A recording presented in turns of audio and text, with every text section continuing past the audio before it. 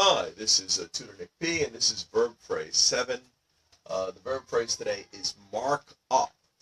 Okay, let's look at the first note. To mark up means to increase the price of something. You can also use mark down as an opposite to mean decrease the price of something. Yeah, so obviously, sometimes if somebody's trying to sell a house, for example, and it's been on the market for a long time, they may actually mark down the price of the house. They may decrease it.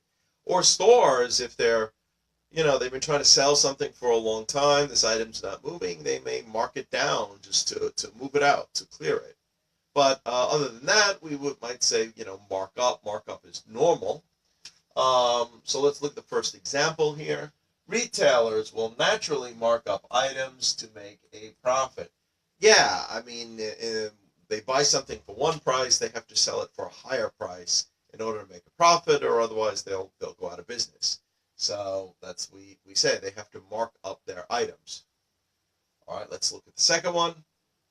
Second example here. Many jewelry stores mark up their items 5 times their original cost, or sometimes even higher, sometimes even more, maybe even up to 1,000. Depends on the jewelry store. It depends on what they're selling.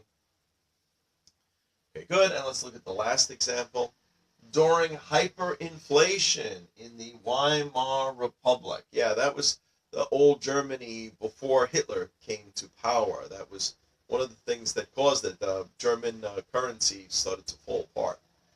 Stores had to continually mark up products several times a day in order to keep up with the depreciating currency. So the currency was going down so fast that the people were there with labels in the store 4 or 5 times a day, raising the price. You could have sat in a restaurant and the price was maybe, one price when you started. By the time you finished eating your meal, it could actually have gone up another 10 or 20%. That's how bad it was. So they had to mark it up all the time. So hopefully you'll never experience that in your own country. Okay, anyway, I hope you got it. I hope it was informative. Thank you for your time. Bye-bye.